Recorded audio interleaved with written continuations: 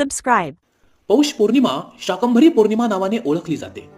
शाकंभरी हे देवी दुर्गेचं एक रूप आहे. या शाकंभरी देवीच्या अवताराची कथा आज आपण जाणून घेणार आहोत. प्राचीन काळी पृथ्वीवर दुर्गमासूर नावाचा एक राक्षस राज्य करीत होता. हा दुर्गमासूर अत्यंत बलवान, पराक्रमी, धूर्त आणि कावेबाज होता. तो देवांचा, मानवांचा, ऋषीमुनींचा फार द्वेष करी. देवांचं जीवन वैभवात सुखात असे. मानव श्रद्धेने जगत होते, समाधानात राहत होते. ऋषीमुनींचं सामर्थ्य त्यांच्या श्रेष्ठ अध्ययनात आणि मंत्रशक्तीत होतं.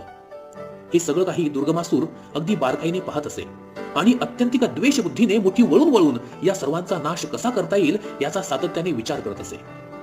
एक दिवस विनाशकारी अज्ञात शक्तीने दुर्गमासुराला प्रेरणा दिली.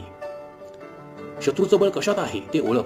त्या बळापासून शत्रूला दूर खेच. शत्रू निर्बल आणि हतबल झाला की त्याची हत्या कर आणि विजय मिळव, असं त्या अज्ञात शक्तीने दुर्गमासुराला सुचवलं. दुर्गमासुराने या दुष्ट नीतीचा अवलंब करण्याचं ठरवलं. तो हिमालयात गेला. ब्रह्मदेवांची तपश्चर्या करू लागला. त्याने कठोर तपश्चर्या केली आणि ब्रह्मदेवांना प्रसन्न करून घेतलं. ब्रह्मदेव म्हणाले, असुरा, मी प्रसन्न आहे, वर माग. हात जोडून दुर्गमासूर म्हणाला, देवा, संपूर्ण वेदांचं ज्ञान माझ्याकडेच असावं. संपूर्ण मंत्रशक्ती ज्ञानासह माझ्या हातात यावी. देवतांना मी पराभूत करावं.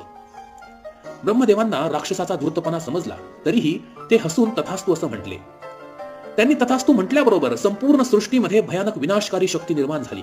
देव, ऋषीमुनी, मानव यांच्या जीवनाला आधार देणारं, मनाला चैतन्य देणारं संपूर्ण वेद ज्ञान त्यांच्यापासून निघालं आणि दुर्गमासुराकडे आलं. ओजस्वी मंत्रशक्ती सामर्थ्यासह निघाली आणि या असुरामध्ये प्रविष्ट झाली.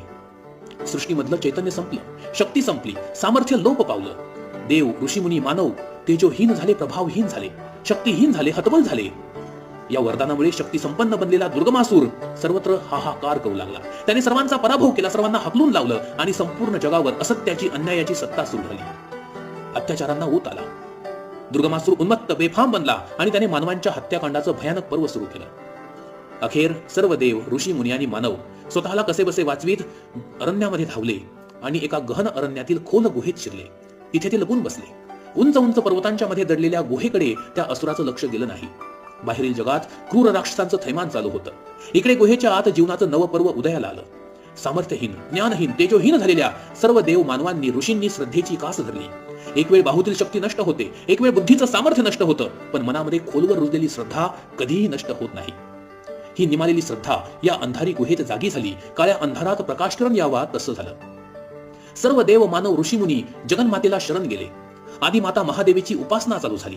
गुहेतील भयानकता श्रद्धेमुळे आणि उपासनेमुळे संपली. तेथे निर्माण झाली मंदिरातील मंगलता. श्रद्धेमुळे मोठा आधार निर्माण झाला. एका नव्या ओजाचा, तेजाचा, सामर्थ्याचा प्रत्यय